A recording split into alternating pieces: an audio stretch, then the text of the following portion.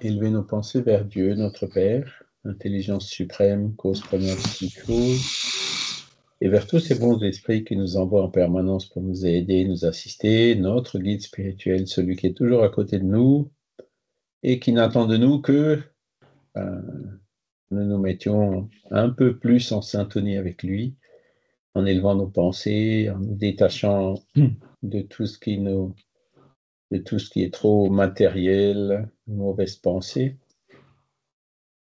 et qui pourra par là nous inspirer, nous aider par ses conseils pour que nous puissions avancer sur notre chemin évolutif, que nous puissions aussi surmonter toutes les difficultés naturelles de notre quotidien.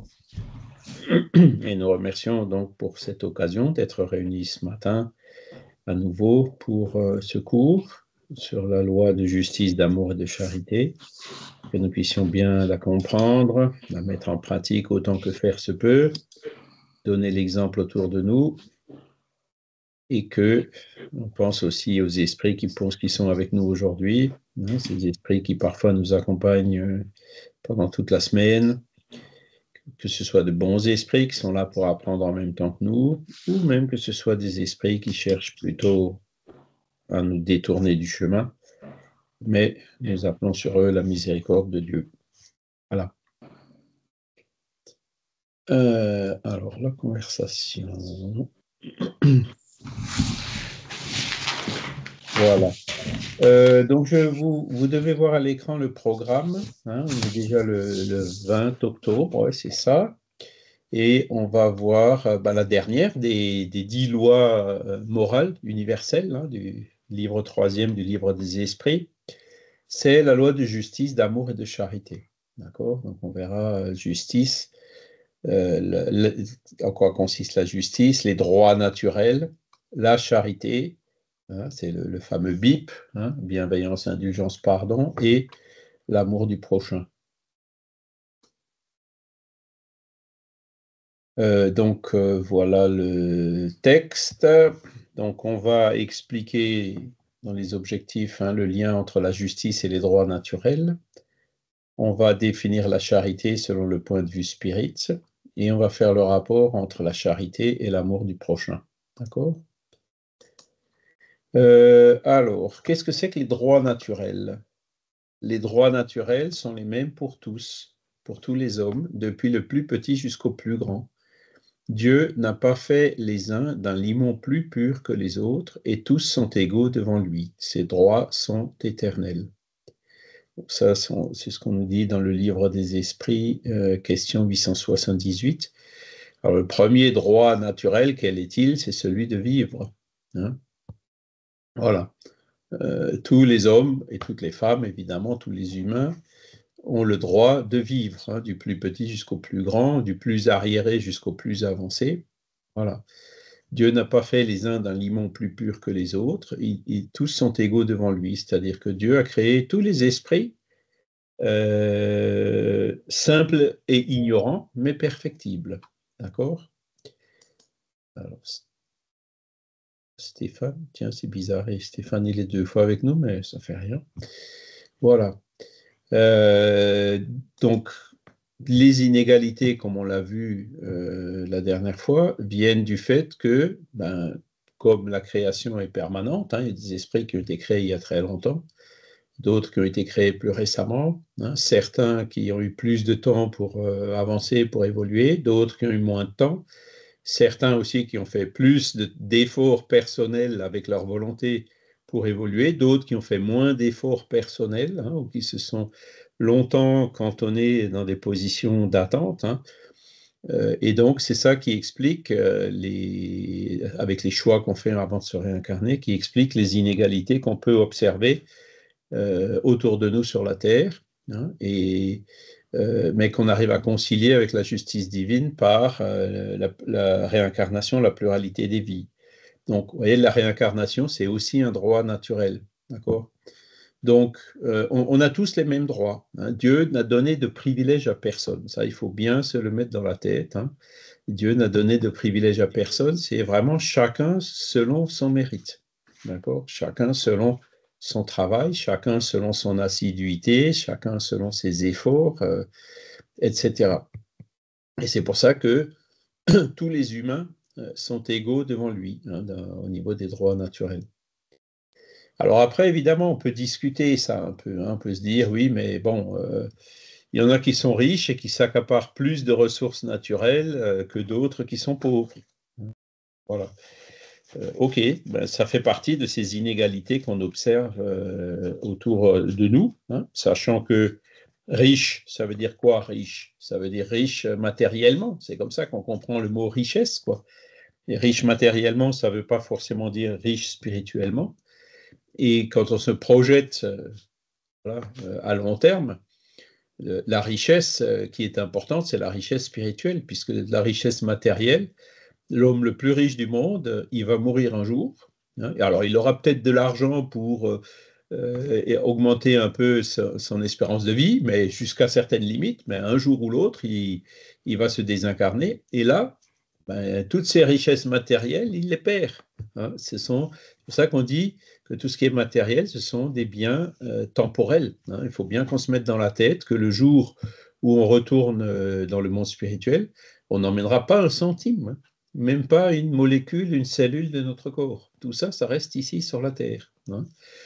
Et donc, c'est ce qu'on emmène. Ça, ce sont les vraies richesses, celles qu'on ne perd pas, celles qui ne rouillent pas, hein, ou qui ne sont pas mangées par la vermine, hein, comme le disait Jésus. Donc, qui sont les acquis intellectuels, les acquis moraux. Hein. Ça, et notre bonté. C'est quelque chose que, ça, par contre, personne ne le prendra. Et c'est vrai pour tout le monde. Hein.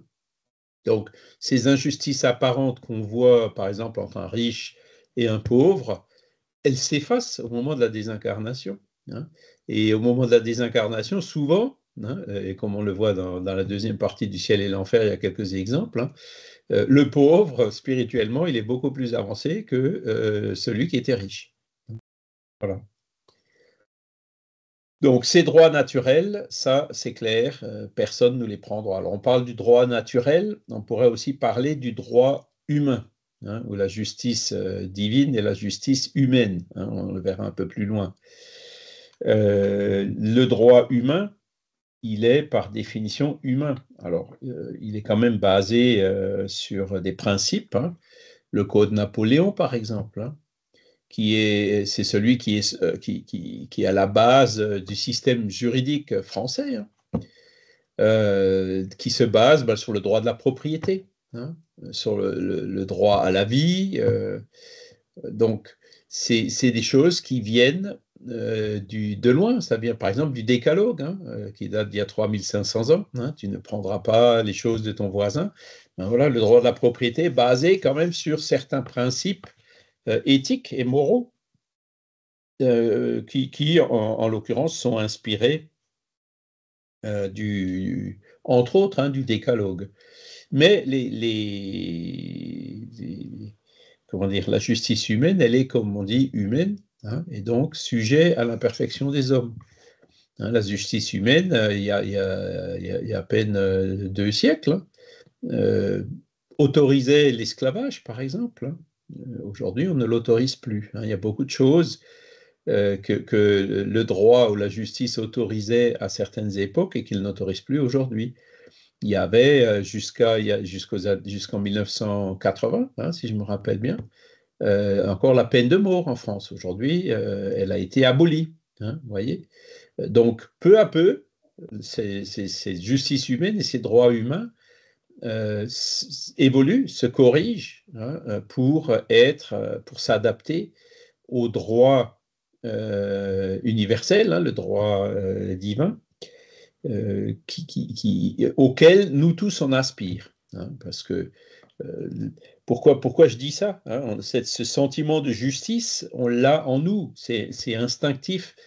Vous voyez quelque chose qui est injuste, ben, ça vous révolte, ça vous choque. Hein. Ils ont fait des essais qui sont assez intéressants. Vous prenez 2 enfants, et puis on distribue des jouets, on en donne 5 à l'un et 1 à l'autre. Hein. Et on voit tout de suite, même malgré la grandeur des enfants, pourquoi lui il en a 5 et moi j'en ai qu'un. Et souvent, on voit même celui qui en a 5 en donner un à l'autre qui en a qu'un. Hein.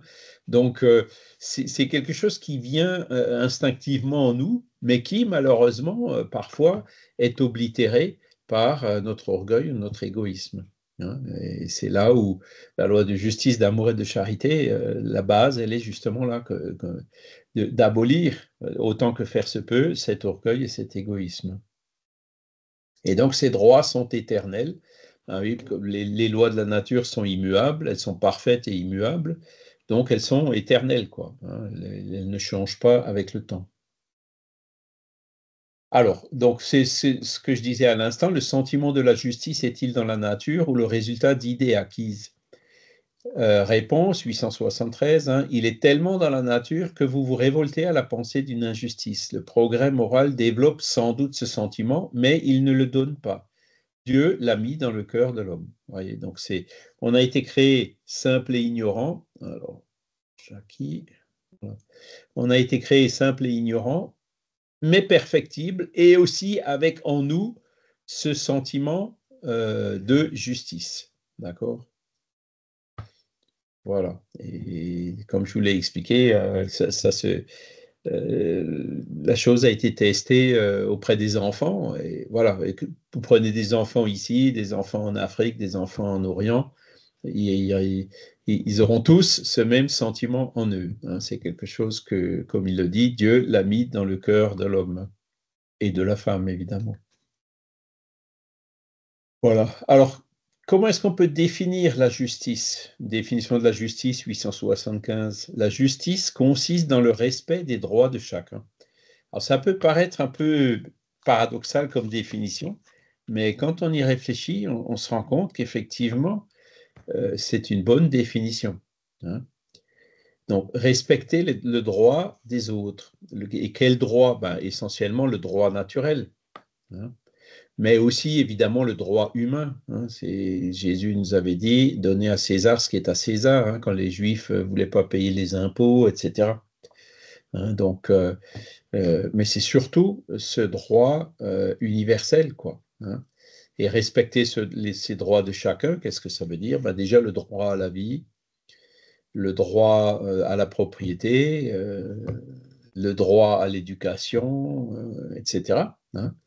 Et qu'il faut qu'on respecte, parce que si on se place dans la situation inverse, en disant, si on est dans un milieu où les droits de chacun ne sont pas respectés, ben, les nôtres ne seront pas respectés non plus. Hein. Les droits de personne ne seront respectés, et donc, ce n'est pas un système juste, ce sera un système autoritaire, dictatorial, tout ce qu'on veut, quoi, hein, lié aussi à la question de la liberté.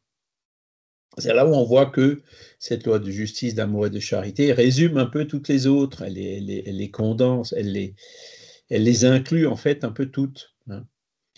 Et respecter les droits de chacun, c'est aussi une phrase que Jésus nous avait apportée en disant « Faites aux autres ce que vous voudrez que les autres fassent pour nous. Hein ». Donc c'est cette attitude proactive, hein, pas de dire « Bon, il y a une phrase qui est à un niveau un peu en dessous qui est dit « Ne fais pas aux autres ce que tu voudrais que les autres te fassent, ce que tu voudrais pas que les autres te fassent. » D'accord? Ça, c'est la partie qui n'est pas proactive. La partie proactive, elle va un peu plus loin, c'est-à-dire faire aux autres ce que voudrait que les autres nous fassent, même s'ils ne le font pas. Vous voyez? Le premier, c'est ne pas faire des choses qui portent préjudice aux autres, c'est une chose, mais aller plus loin et faire aux autres ce qu'on voudrait que les autres nous fassent, on voit que c'est l'étape d'après, quoi. Hein. Et en fait, c'est lié aussi à cette question. Hein, la justice consiste dans le respect des droits de chacun. OK?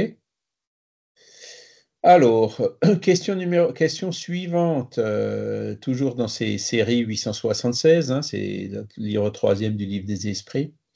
Quelle est la base de la justice fondée sur la loi naturelle? La base de la justice fondée sur la loi naturelle. Ben, on arrive à ce que je viens de vous dire. Le Christ vous l'a dit, vouloir pour les autres ce que vous voudriez pour vous-même. Dieu a mis dans le cœur de l'homme et de la femme, évidemment, la règle de toute véritable justice par le désir de chacun de voir respecter ses droits. Le désir de chacun de voir respecter ses droits. Dans l'incertitude de ce qu'il doit faire à l'égard de son semblable, dans une circonstance donnée, que l'homme se demande comment il voudrait qu'on en usât envers lui en pareille circonstance. Dieu ne pouvait lui donner un guide plus sûr que sa propre conscience. Alors, est-ce que c'est des phrases qui sont profondes, hein? La voix de notre conscience, c'est dans notre conscience qu'on a qu'affleurent, hein, ces instincts de justice qu'on a en nous, hein. Et donc,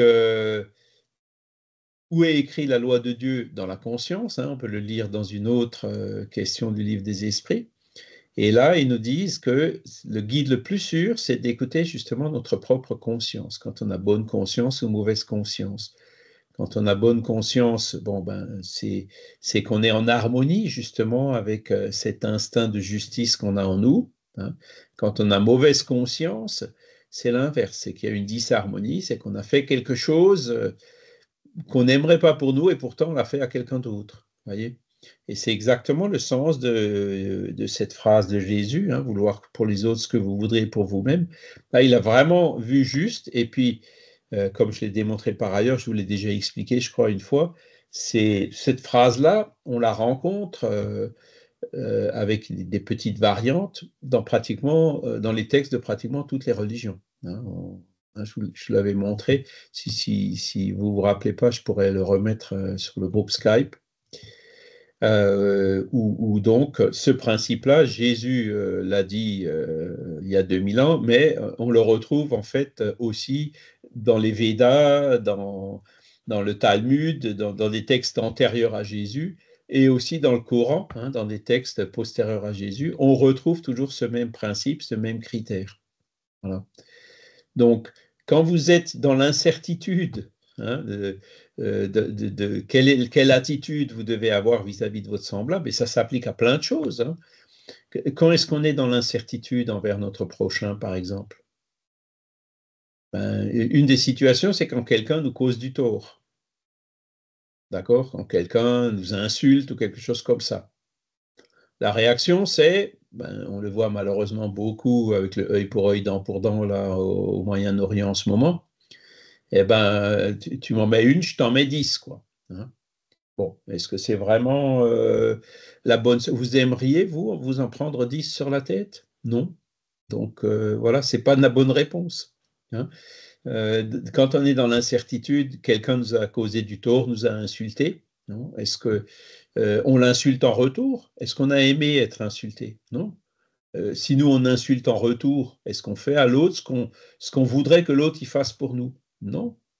Hein. Donc, en appliquant ce principe, on se rend compte que se venger, répondre violemment à la violence par la violence, etc., ce ne sont pas les bonnes réponses.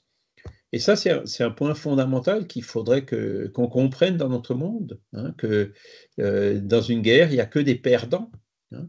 Il faut absolument, on voit tous ces gens, toutes ces victimes, tous ces enfants, ces personnes âgées qui passent par des difficultés sans nom à cause des conflits, etc., des maisons détruites et autres. Est-ce qu'on voudrait ça pour nous? Non. Donc, il faut vraiment qu'on appuie sur ce principe pour divulguer autant que faire se peut le pacifisme de par le monde, hein.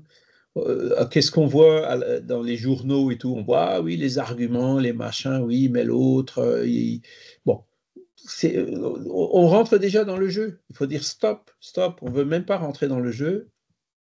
Il faut arrêter la guerre d'abord, hein. C'est une des conditions premières. Et on discute après, on cherche à se mettre d'accord après. Mais rentrer dans le jeu pour justifier qu'il faut qu'il contre-attaque ou il faut qu'il bombarde je ne sais où pour que l'autre bombarde ailleurs, on est déjà dans la guerre, vous voyez. Ce qu'il faut, c'est vraiment rester en marge de ces choses-là en appliquant justement ça, en disant non, stop. Le fondamental, c'est de dire on ne veut pas de violence, on ne veut pas de guerre. Moi, je ne voudrais pas souffrir une guerre, je ne voudrais pas souffrir de violence, donc je ne cautionne la violence sous aucun prétexte et pour quoi que ce soit, hein. Parce que quand on rentre dans le jeu, très vite, on prend parti. Et c'est justement ce que veulent, alors j'allais dire les journalistes, on ne peut pas non plus tout leur mettre sur le dos, mais enfin bon, il y a certaines chaînes d'information qui sont terribles, où ils spéculent, ah oui, mais il pourrait y avoir ci, il pourrait y avoir ça, et puis les gens, ils ont de plus en plus peur, et donc, vous voyez, tout ça, c'est extrêmement malsain ce qui est en train de se passer dans notre société aujourd'hui, hein, alors que l'attitude correcte, hein, c'est celle qu'on voit ici, qui est écrite, qui est pourtant extrêmement simple, hein. Voilà, est-ce que vous aimeriez être sous des bombes? Bien sûr que non. Donc, voilà, il faut dire, non, il faut envoyer des bombes à personne, il faut supprimer les bombes à la limite. Bon. Alors, vous allez certainement dire que je suis un rêveur, hein, mais comme le disait John Lennon, je ne suis pas le seul. Et un jour, vous allez nous rejoindre, hein. You may say I'm a dreamer, but I'm not the only one, and one day you will join us, hein. Voilà. Parce que les lois de la nature, la vraie justice, c'est celle-là, hein. C'est vouloir aux autres faire aux autres ou vouloir pour les autres ce qu'on voudrait pour nous-mêmes. Okay. Ça va? Ou ça vous paraît bizarre, utopiste ou irréaliste ou... Tu sais, il y a du chemin en cours, hein, mais la direction, c'est ça, hein. Même si on en est encore loin, faut garder le cap et avancer dans ce sens, hein. 886. Ah, celle-là, par contre, c'en est une que je connais par cœur, 886. Quel est le véritable sens du mot charité tel que l'entendait Jésus? Bienveillance pour tout le monde, indulgence pour les imperfections d'autrui, pardon des offenses. Donc, c'est le fameux BIP, hein, c'est la question 886 du livre des esprits qui parle du BIP. Et je ne sais pas si vous l'avez vu, mais on a eu une conférence sur le pardon il y a une dizaine de jours, hein, c'était le premier vendredi du mois ou même 2 semaines maintenant, le premier vendredi du mois d'octobre, faite par un Brésilien qui habite aux États-Unis, qui s'appelle Daniel Assisi, sur le pardon. Est-ce que vous l'avez vu? Elle est sur les chaînes YouTube, hein, du conseil l'ancienne de la Fédération Spirit française qui existe toujours et Regard Spirit du mouvement Spirit francophone. Et il fait toute sa conférence justement sur cette question 886. Il dit le pardon, bon, alors il cite l'exemple d'une personne dont le fils a été tué par un autre jeune, quoi. Son jeune fils a été tué par un autre jeune. Et elle a mis 15 ans, hein, mais elle a réussi à lui pardonner. Et aujourd'hui, en fait, c'est elle qui aide ce jeune assassin qui a passé quand même, il a dû passer les 15 ans en prison, hein, à s'en sortir, à retrouver du travail, etc. Donc, elle a vraiment réussi à faire le pardon. Et donc, elle explique bien toutes les difficultés qu'elle a eues pour en arriver là.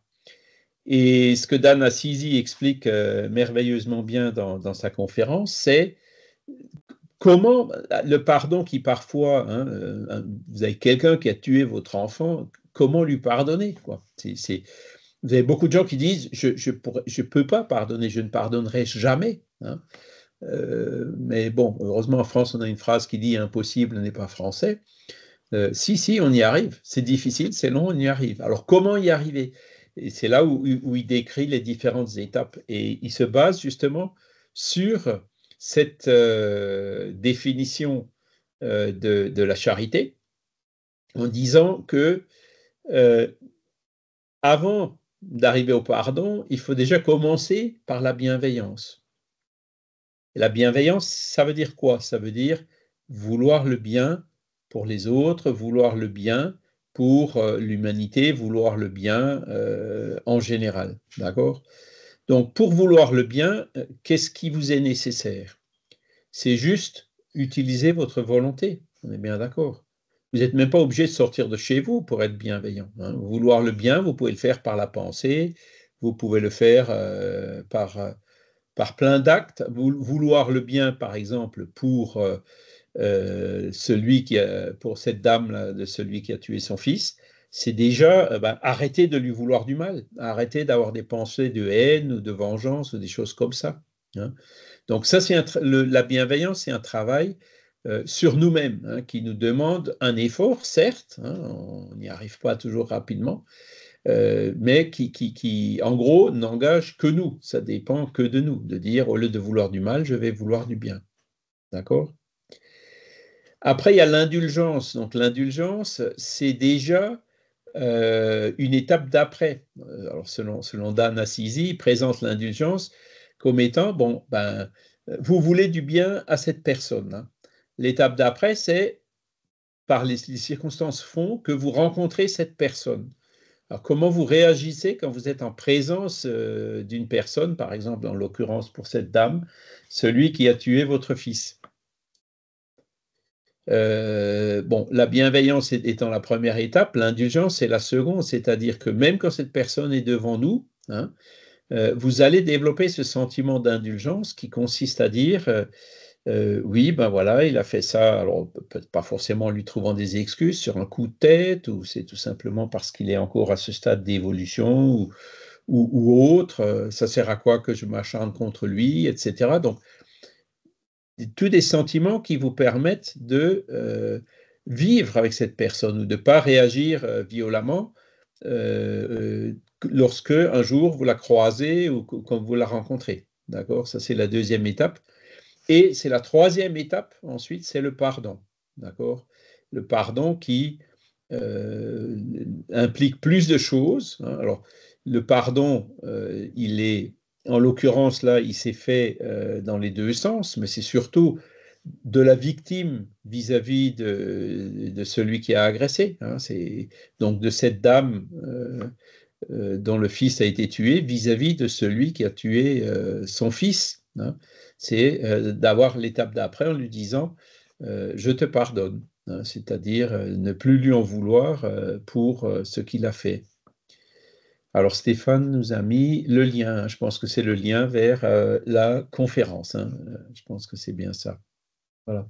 Et donc il développe ce sujet pendant 1 heure, quoi. Et alors on peut avoir beaucoup d'autres aspects par rapport à ça. Hein. Bienveillance, voilà, c'est vouloir le bien, comme je vous ai dit, c'est la première étape la plus simple. Hein. Ah, qui disparaissent, ça peut être même vis-à-vis d'un dictateur ou quelque chose comme ça. Hein. Si on lui veut du mal, qu'on envoie de mauvaises pensées, ah, si seulement il pouvait se désincarner, etc. Bon, désincarner, il pourrait peut-être continuer à travailler de l'autre côté, de façon cachée, ce serait peut-être même encore plus difficile que incarner. Vous voyez, c'est souhaiter la mort d'un dictateur, c'est pas être bienveillant pour lui. Être bienveillant pour lui, c'est quoi? C'est lui souhaiter qu'il y ait une lumière qui l'éclaire, lui souhaiter qu'il comprenne, lui souhaiter qu'il revienne à de meilleurs desseins. Hein. C'est ça la bienveillance. C'est comme ça qu'on va aider même un ennemi à nous, hein, être bienveillant vis-à-vis d'un ennemi. Si on prie pour lui, par exemple, hein, faire une prière pour un ennemi, si la prière porte, on a une chance qu'il s'améliore un petit peu. Et s'il s'améliore un petit peu, ce sera plus notre ennemi. Donc, c'est dans notre intérêt de prier pour notre ennemi, d'être bienveillant pour lui. Vous voyez? Et donc, cette bienveillance, après, elle s'étend beaucoup plus loin, elle s'étend à toute l'humanité, quoi. D'accord? Donc, Daniel Assisi avait vu juste, hein, donc c'est vraiment la première étape. Vouloir le bien pour tout le monde, hein, sans exception. Hein. Les riches, les pauvres, les blancs, les noirs, ceux qui sont nés dans des châteaux, ceux qui sont nés dans un bidonville, les dictateurs, les missionnaires, voilà, la bienveillance envers tous. Hein, c'est émettre des ondes de pensée positives et bannir autant que faire se peut en nous ces ondes de pensée négatives. Parce que comme on l'a vu déjà, hein, la pensée, on émet effectivement une onde, pas électromagnétique, hein, qui se propage dans notre espace, dans notre dimension matérielle, mais ce sont des ondes de pensée qui se diffusent dans le monde spirituel. Hein, donc, dès qu'on a une mauvaise pensée, on émet de mauvaises ondes. Quand on a de bonnes pensées ou des pensées bienveillantes, on va émettre des ondes qui sont positives. Donc, quelles sont les ondes qu'on voudrait justement dans cette atmosphère fluidique quelles sont les ondes qu'on voudrait pour nous? Plutôt de bonnes ondes que de mauvaises ondes. Et on le voit hein, quand on va dans un endroit où,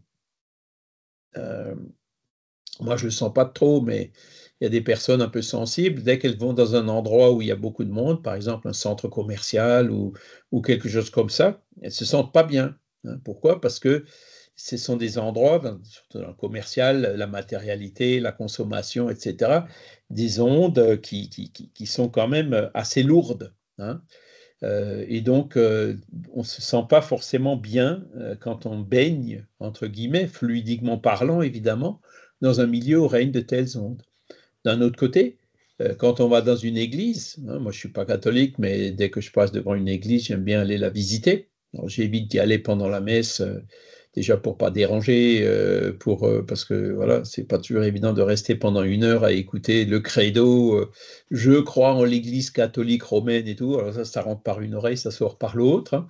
Mais n'empêche que dans une église, vous avez plein de gens qui sont là, qui prient, qui ont des bonnes ondes, des bonnes pensées positives et bienveillantes. Donc vous le ressentez. Hein.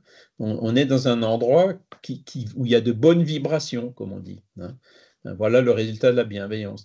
Et donc, nous, qu'est-ce qu'on veut alimenter? On veut plutôt alimenter ce genre de pensées pour le monde que les pensées qui sont contraires ou plutôt négatives. Hein. Donc, voilà la bienveillance.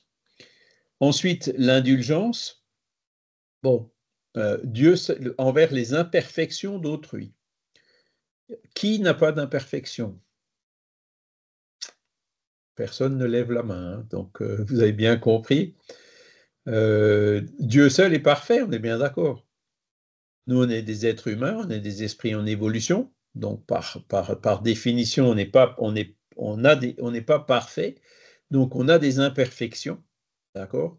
Pourtant, on est là et on étudie ensemble. Voilà. Moi, j'ai des imperfections. Si vous n'étiez pas indulgent vis-à-vis de mes imperfections, vous ne seriez pas là. Vous êtes bien d'accord? Vous dites, bon, Charles, de temps en temps, il raconte des bêtises, mais on va passer à côté de ces bêtises parce que de temps en temps, il raconte quand même des choses qui sont utiles. Voilà. Donc, ça, c'est un exemple d'indulgence. Et au niveau de notre famille, les membres de notre famille, les amis, les voisins, vous en aurez toujours, tous, hein, ont des imperfections, hein, puisque personne n'est parfait. Donc, si on n'a pas cette indulgence envers les imperfections d'autrui, comment est-ce qu'on pourrait vivre ensemble? Comment est-ce qu'on pourrait travailler ensemble? Comment est-ce qu'on pourrait construire quelque chose ensemble? Hein, vous êtes bien d'accord? On ne pourrait pas. Hein. Donc, cette indulgence pour les imperfections d'autrui, qui encore une fois implique, comme le disait Daniel Assisi, l'étape d'après, hein, au lieu d'être uniquement dans la pensée, c'est déjà dans le contact, hein, dans la vie en société proprement dite. Hein. Comme on l'a vu dans la loi de société, hein, la famille, c'est la cellule élémentaire qui nous permet d'apprendre justement cette indulgence envers les imperfections d'autrui, des membres de la famille, l'indulgence vis-à-vis des conjoints, vis-à-vis des parents, vis-à-vis des enfants. Il y a toujours des petits problèmes dans des familles. Les familles où il n'y a absolument aucun problème, c'est exceptionnel, quoi. Et comme on l'a vu aussi dans la loi de progrès, c'est quand il y a des problèmes que on est obligé de faire des efforts pour résoudre ces problèmes, pour les surmonter. Et c'est là où justement ces efforts ce sont ces efforts qui nous aident à progresser, qui aident notre âme à évoluer, qui aident notre âme justement à développer cette indulgence vis-à-vis des imperfections d'autrui. Hein, puisque nous-mêmes, on a des imperfections, on a besoin de l'indulgence des autres, alors soyons aussi indulgents envers l'imperfection des autres. Voyez, on revient encore une fois à la phrase qu'on a vue tout à l'heure de Jésus. Et le troisième, donc, pardon des offenses. Donc, comme on est imparfait, de temps en temps, on fait des bêtises, on prend de mauvaises décisions, on cause des torts, on vexe, on froisse, on a excité des susceptibilités ou autres. Hein. Voilà, donc on a fait des offenses, on lui disait, bon, ça y est, c'est fini, je lui pardonnerai jamais, hop, je ne veux plus voir cette personne. Si vous n'arrivez pas à pardonner, bientôt vous serez tout seul, hein, on est bien d'accord. Puisqu'on est tous, on a tous des imperfections, on fait tous des bêtises. Hein. Si on ne pardonne pas les bêtises des autres, très vite, on est tout seul. Hein. Et pareil, ça s'applique dans la famille, ça s'applique partout, au travail, en société, dans le voisinage, partout on a besoin justement de ce pardon. D'accord? Et donc vous voyez que le sens du mot charité tel que l'entendait Jésus, c'est loin de juste, hop, balancer une petite pièce, ou même encore pire, hein, c'est la caricature où on voit le gars qui fait un selfie en donnant une pièce à un mendiant, quoi. Hein.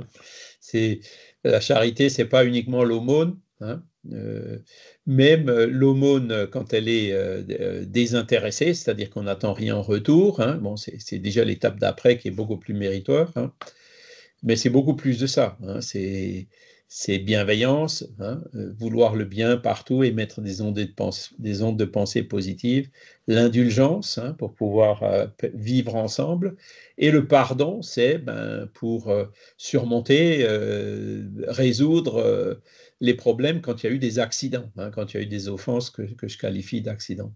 Voilà. Alors, Christiane nous écrit, dès que j'ai une pensée négative, je pense paix, amour et lumière à tout ce qui est. Voilà, donc ça, c'est une des manières de... euh, on ne peut pas éviter d'avoir des pensées négatives, hein, ça nous arrive à tous, hein, d'avoir des pensées, des réactions à chaud, etc., hein.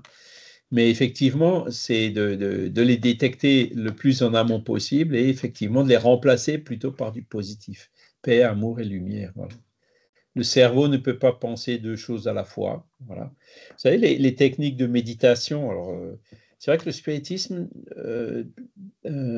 parle pas beaucoup de méditation, hein, ce sont des choses qui sont venues par après. La méditation, notamment la pleine conscience, les techniques qui sont enseignées, c'est de dire, voilà, vous, même à la limite, dans le spiritisme, quand on se concentre pour faire une prière, pareil, on essaie de vider notre esprit, ou avant une réunion médiumnique pour se mettre à la disposition des esprits. Eh ben, il y a toujours plein de pensées qui passent dans notre tête, hein. On en a, je ne sais pas combien à la seconde, enfin peut-être pas à la seconde, mais il y a des centaines de pensées ou des dizaines de pensées qui nous traversent la tête chaque minute. Vous ne pouvez pas l'éviter, vous ne pouvez pas le bloquer, hein. Et là, les techniques de méditation pleine conscience consistent justement à dire, la pensée est là, ben, hop, vous la laissez passer, hein. Vous vous accrochez pas à elle, vous la laissez passer, hein. Et c'est comme ça que vous arrivez à la méditation, hein. Ça fait partie des techniques. C'est comme ça aussi qu'on arrive à la prière.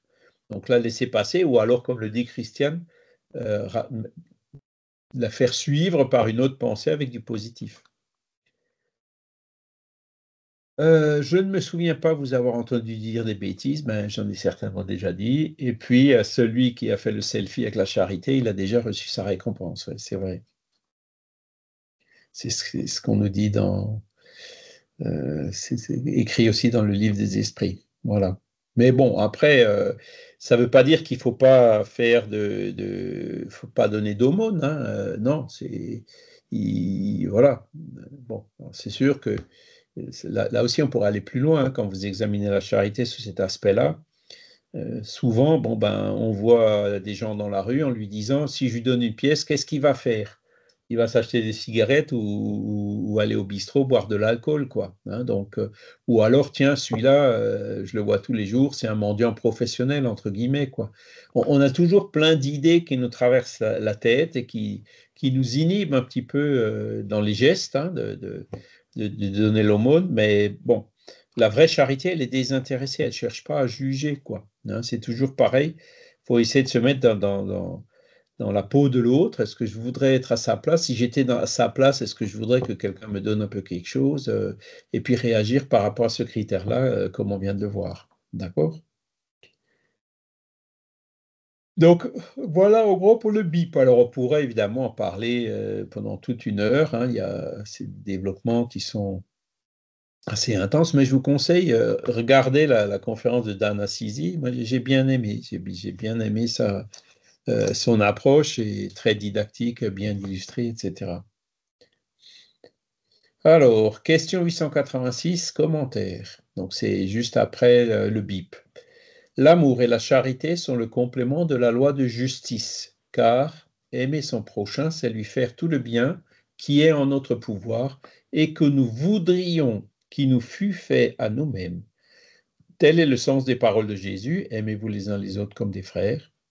La charité, selon Jésus, n'est pas restreinte à l'aumône, elle embrasse tous les rapports que nous avons avec nos semblables, qu'ils soient nos inférieurs, nos égaux ou nos supérieurs. Là aussi, vous voyez, il y a tout un programme. L'amour et la charité sont le complément de la loi de justice. Donc cette justice, c'est droit naturel, comme on l'a vu. En fait, on arrive à l'harmonie avec ces lois uniquement avec l'amour et la charité. D'accord ? Essayez de vous projeter dans un monde meilleur que la Terre, dans un monde où le bien prédomine. Quels seront les sentiments qui prévaudront dans ce monde? Ce ne sera pas l'égoïsme et l'orgueil comme chez nous. Hein. Ce sont les valeurs inverses, hein, c'est-à-dire l'amour, la charité, l'humilité. Hein. Donc, on sera vraiment dans un monde juste, donc plus élevé que celui de la Terre, quand on arrivera à cultiver ces notions d'amour et de charité et toutes leurs conséquences. Hein. Aimer son prochain, c'est lui faire tout le bien qui est en notre pouvoir et que nous voudrions qu'il nous fût fait à nous-mêmes. Hein. Donc c'est le fameux critère qui revient là. Aimer, parce que il y a beaucoup de gens qui disent oui, mais le mot aimer, ça veut dire tout et n'importe quoi. C'est un mot qui est tellement large qu'on ne sait plus ce que ça veut dire, etc. Bon, là, Kardec nous donne une définition. Hein. La loi d'amour, c'est quoi? C'est faire aux autres ce que nous voudrions que les autres fassent pour nous. Voilà, une excellente définition du mot d'amour. Et là, du coup, c'est nettement moins flou. Hein. Voilà. Et que nous voudrions, vous voyez, c'est au conditionnel, même s'il ne nous le fait pas. Hein. Même un ingrat, ben voilà, on va continuer à l'aider. Alors, c'est là aussi où il faut avoir des limites. Hein. Les enfants, on fait tout pour eux, ils deviennent ingrats, mais pourquoi est-ce qu'ils sont ingrats? C'est peut-être parce qu'on en a un peu fait trop. Hein. Gâter, c'est pas faire du bien, on est bien d'accord. Hein. C'est là où il y a toute cette appréciation. Hein. Est-ce que nous, on aimerait avoir été un enfant gâté qui réussit à obtenir tout sans faire d'efforts? Non. Moi, je remercie mes parents de parfois m'avoir contraint, en quelque sorte, ou laisser prendre l'initiative et faire des efforts pour arriver à avoir ce que je voulais avoir. Hein. Parce que si tout tombe du ciel, ben, on est peu habitué à faire des efforts et c'est pas bien pratique pour la vie, hein, parce que dans la vie, il y a toujours des moments où on va être obligé d'en faire des efforts. D'accord? Aimez-vous les uns les autres comme des frères. Voilà, donc aimez-vous les uns les autres comme des frères. C'est là où les sociétés où tout le monde fait à l'autre ce qu'il voudrait qu'on fasse pour lui, où tout le monde est charitable, c'est-à-dire bienveillant, indulgent et pardonne. Hein. Voilà. La charité n'est pas restreinte à l'aumône. Alors l'aumône, c'est effectivement la charité matérielle, c'est une forme de charité. Hein. Elle embrasse tous les rapports que nous avons avec nos semblables, qu'ils soient nos inférieurs, nos égaux, nos supérieurs. Alors là, ben, voilà, nos inférieurs, nos égaux, nos supérieurs. Ben, les inférieurs, c'est par exemple l'ouvrier vis-à-vis de son patron, ou les égaux, c'est l'ouvrier vis-à-vis de l'ouvrier, ou nos supérieurs, c'est le patron vis-à-vis des gens qui dépendent de lui. Hein. Là aussi, hein, vouloir le bien, est-ce que c'est ce qu'on voit autour de nous? Pas toujours, hein, ouais, les patrons qui s'en mettent plein les poches sur mon dos, etc. Est-ce que c'est de la bienveillance? Non, c'est un petit peu, comment dire, l'habitude de réclamer, l'habitude de se plaindre, hein, se plaindre souvent avec le ventre plein. Hein, voilà, alors je ne dis pas que tous les ouvriers roulent sur l'or, ont des conditions idylliques et tout. Hein. Il y a effectivement des patrons qui ne sont pas très charitables avec leurs employés. Mais là encore, la charité, c'est même si le patron n'est pas charitable envers vous, soyez charitable envers votre patron. Alors évidemment, ça va jusqu'à certaines limites, il ne faut pas vous laisser marcher dessus, etc. Il y a des moments où on est contraint à dire, bon, moi, ça ne va plus, il faut que je change de travail, d'orientation, quand on peut, hein, puisqu'on ne peut pas toujours. D'accord? Et donc, voilà, mais en règle générale, le fait de réclamer, de se plaindre, même de manifester. Est-ce que vous aimez quand les gens réclament près de vous? Est-ce que vous connaissez des personnes qui n'arrêtent pas de se plaindre à longueur de journée? C'est dur, hein, c'est pénible, hein, d'être avec des gens comme ça, hein. Est-ce que donc,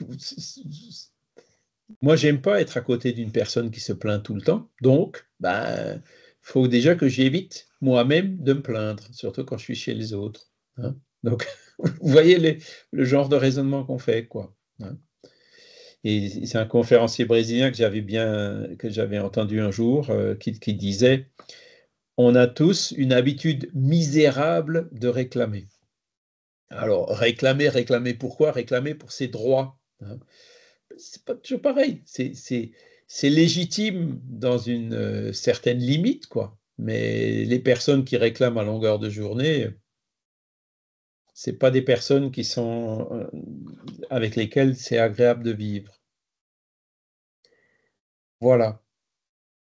L'amour et la charité sont le complément de la loi de justice. On touche vraiment là, ça inclut tous les.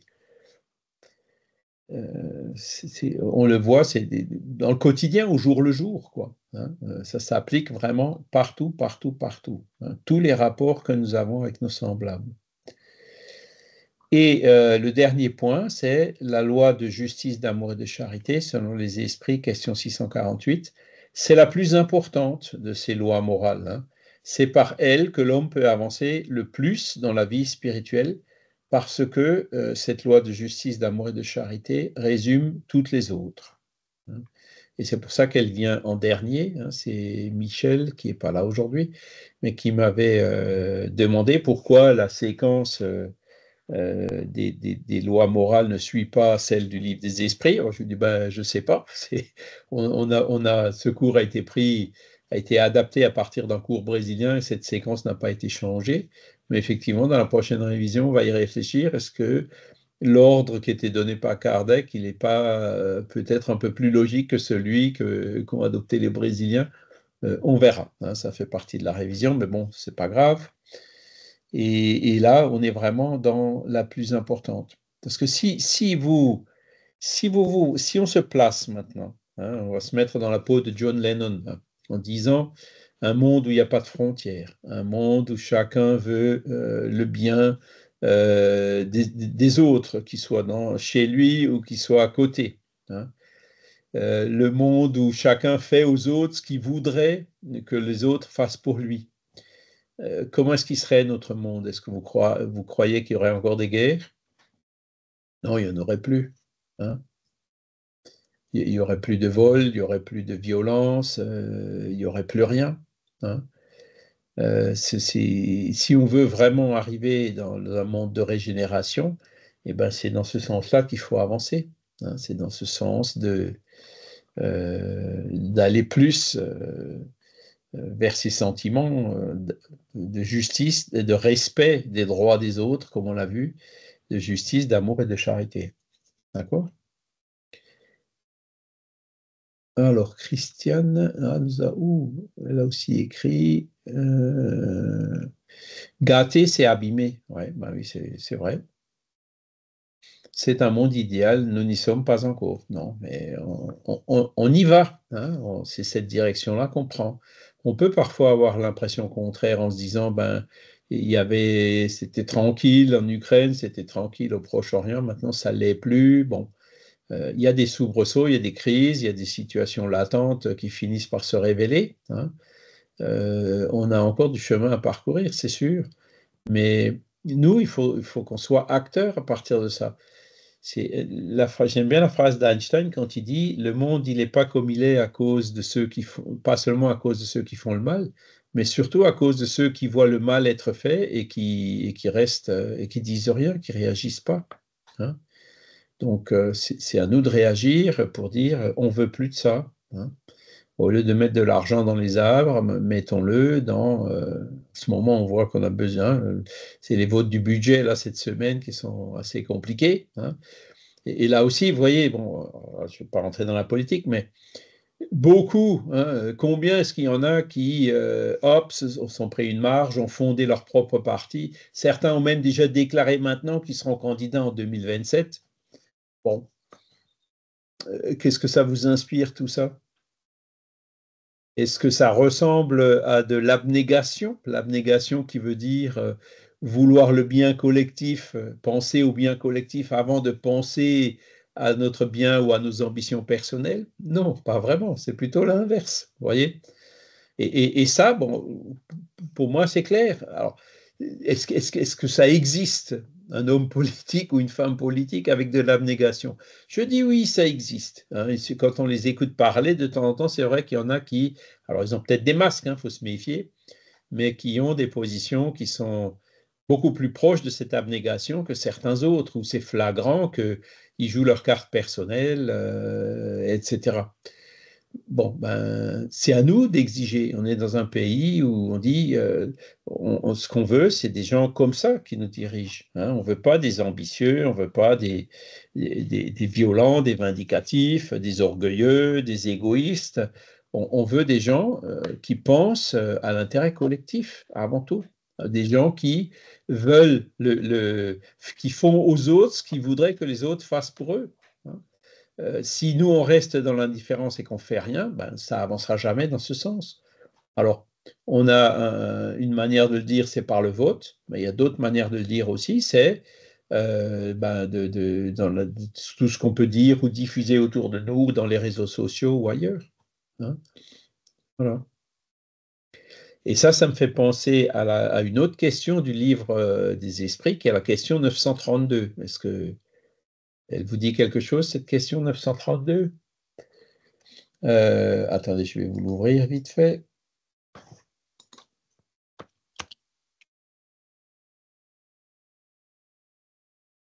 Voilà.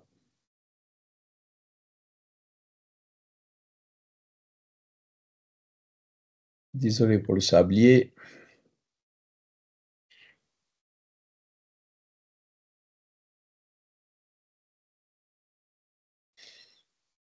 Voilà. Alors, 932.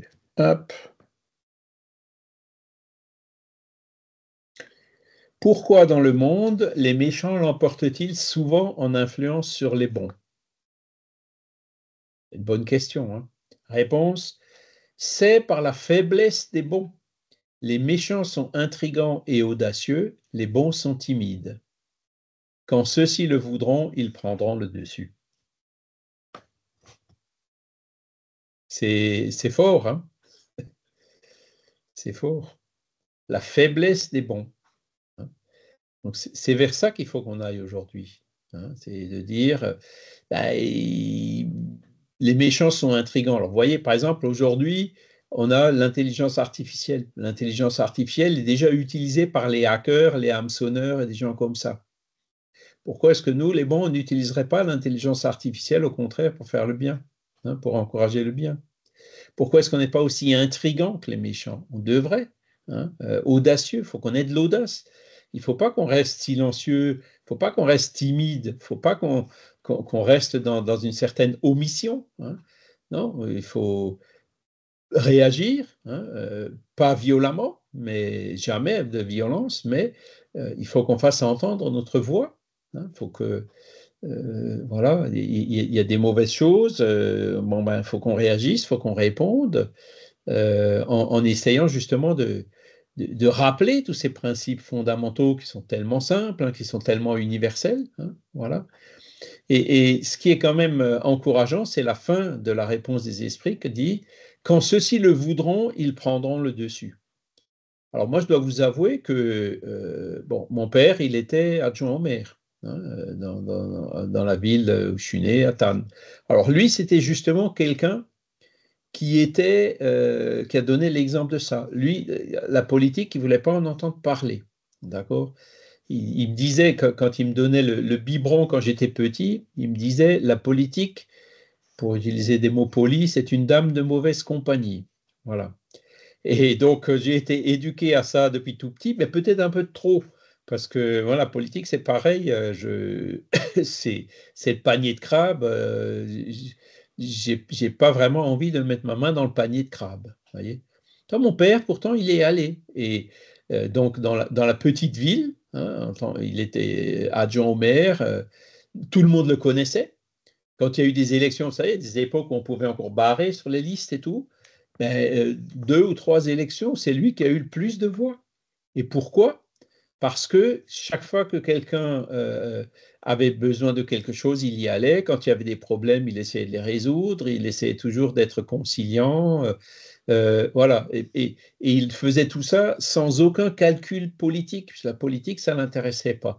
Il y avait le maire, lui, c'était le politicien qui était d'ailleurs sénateur, etc., qui faisait ces jeux politiques. Et mon père, jamais il est rentré dans ce genre de discussion. Et pourtant, il était quand même là pour agir en faveur des concitoyens de sa ville, vous voyez. Et donc, il a eu le courage de le faire, hein. Moi, j'avoue que voilà, je ne suis pas encore là, je n'ai pas eu le courage de le faire, hein. Bon, je l'ai fait par ailleurs dans la société où je travaille. On essaie tous de faire au mieux, quoi. Mais il faut pas qu'on reste dans notre coin silencieux à regarder. Ou bon, prier, c'est bien, hein, c'est l'indulgence comme on l'a vu avant. Mais il faut essayer d'aller justement un peu plus à l'étape d'après vers cette indulgence, d'être face à face avec ces personnes et puis ben, de temps en temps d'essayer de les interpeller, comme le disait Thérèse d'Avila, avec douceur et persuasion. Vous voyez? C'est ce genre d'attitude qu'il faut qu'on essaye de développer en nous, hein, justement pour diffuser ces idées, diffuser ces principes autant que faire se peut autour de nous. Alors attendez, j'ai appuyé sur une touche, j'ai l'impression que j'ai fait une bêtise. Ah oui, c'est bien ça. Voilà, sur mon clavier, il y a une touche pour couper le haut-parleur. Là, je viens de la frôler. Et donc, j'espère que si vous avez dit quelque chose, répétez-le parce que je ne vous aurais pas entendu dans les dernières minutes là. D'accord? Donc, voilà ce que. Donc, le spiritisme ne nous encourage pas à aller dans des manifestations, à crier, à casser. Pas du tout, hein. On peut aller dans des manifestations pacifiques, pourquoi pas, faire entendre sa voix, soutenir, mais il faut faire quelque chose, quoi. Faut être actif dans le bien, dans ses idées. Et ça, on ne peut l'être. Et quand je reviens à l'exemple de mon père, en fait, il faisait, hein, il parlait pas beaucoup, mais il faisait, hein, et il donnait l'exemple quelque part, hein. Il savait parfois être un peu dur aussi, hein, parce que c'est quelqu'un qui, en 1939, il avait 9 ans, hein, quand il y a eu la Deuxième Guerre mondiale, donc il a vécu tous ces traumatismes de la guerre et tout. Donc évidemment, quand il se retrouvait des fois en face d'un ancien collaborateur, c'est là où l'indulgence et le pardon, il faut les travailler, hein. Mais bon, après, quand il y avait ils étaient là, ils les connaissaient, hein, il n'y avait pas que mon père, il y a eu beaucoup de victimes, ceux qui ont été envoyés sur les fronts russes et tout. L'Alsace, c'était vraiment, a particulièrement souffert de ces choses-là, hein. Donc, ils vivaient ensemble, mais bon, on sentait quand même que le sujet était sensible, hein. Heureusement, moi et puis les autres de la génération d'après, bon, ben, ça a aidé à effacer ces choses, hein, mais je me souviens un jour quand il y a eu un problème sérieux avec une personne qui était un ancien collabo, que mon père connaissait évidemment, dont il avait même souffert. Le problème a été assez vite réglé par la suite, hein. Il ne l'a pas loupé, si j'ose dire, quoi. Mais bon, il n'a pas été quand même incisif avec lui, c'était uniquement, encore une fois, pour aller dans le sens du bien, quoi. Voilà. Pas du tout dans un désir de vengeance. Voilà. Qu'est-ce qu'on peut encore dire? Mais il est déjà 9 heures. Est-ce que vous avez des questions ou des remarques?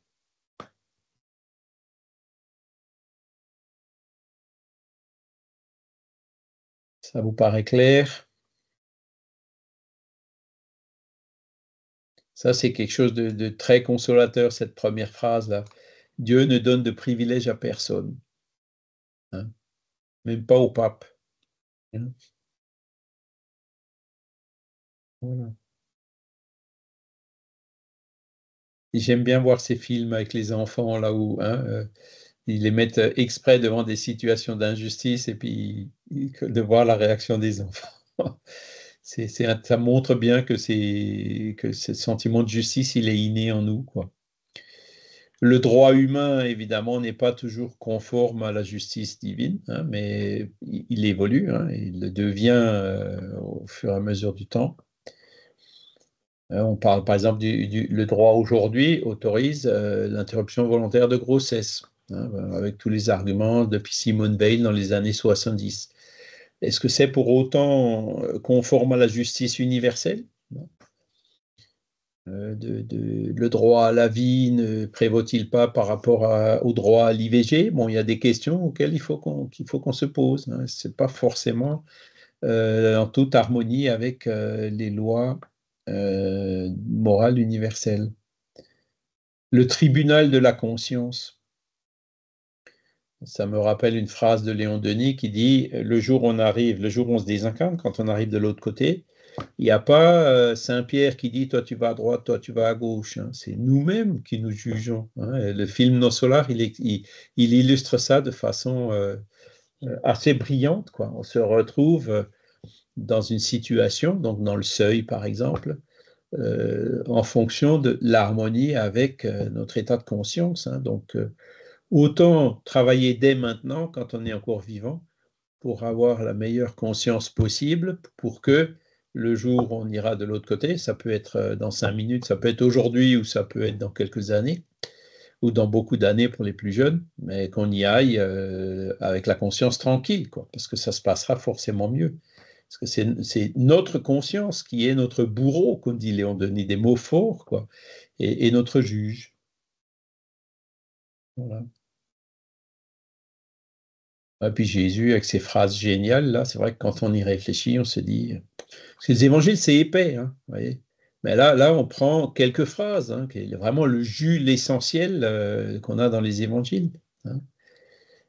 C'est ce que Kardec a fait dans l'Évangile selon le spiritisme, hein. Il a pris que les lois morales, hein, tout ce qui est l'histoire de la vie de Jésus, les miracles, les prédictions, tout ce qui a servi pour faire les dogmes de l'Église, il l'a laissé de côté, hein, puisque là, c'est sujet à controverse. Par contre, faire aux autres ce que voudrait que les autres nous fassent, vous pouvez être hindou, musulman, vous vous entendrez toujours avec ce genre de principe avec n'importe qui, hein. Voilà. Voilà. Ça va toujours? Des questions?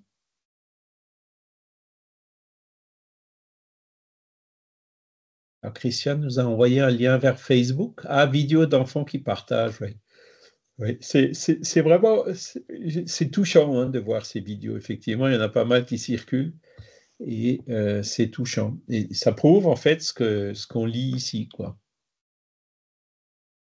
Voilà. Ben, écoutez, si vous n'avez pas d'autres questions, si vous n'avez pas de questions, pas d'autres remarques, je pense qu'on va s'arrêter là. La semaine prochaine, on va voir. Hop, où est-ce qu'il est passé? Ici.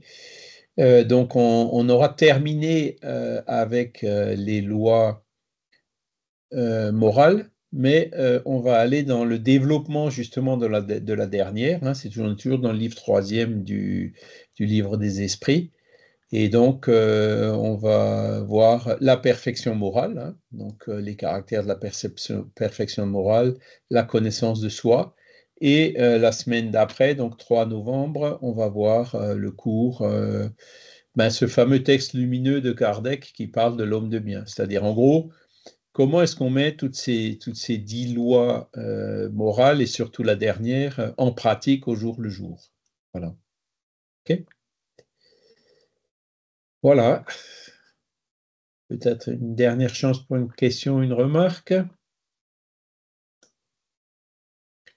Sinon, écoutez, on va s'arrêter là. Jackie, peut-être? Un grand merci à vous d'abord. Merci, Christiane. Un grand merci à tous, hein. Non, je n'avais pas de questions, Charles. D'accord, parce que je voyais très clair. Voilà. Eh bien, on va remercier les bons esprits qui étaient avec nous aujourd'hui pour toutes ces occasions d'apprentissage et de réfléchir à toutes ces questions. Qu'on puisse avancer un petit peu et faire avancer notre planète qui en a tant besoin vers petit à petit, progressivement, avec du temps et de la patience, mais de façon sûre, vers ce monde de régénération. Voilà. Merci aussi à tous les esprits qui étaient avec nous aujourd'hui. Voilà, merci à vous tous. Je vous souhaite un excellent dimanche, une excellente semaine et je vous dis à bientôt. À Merci bientôt. beaucoup. À bientôt. Bon Merci dimanche, Charles. à bientôt. Merci Charles, bon dimanche tout le monde. Bon dimanche, au revoir.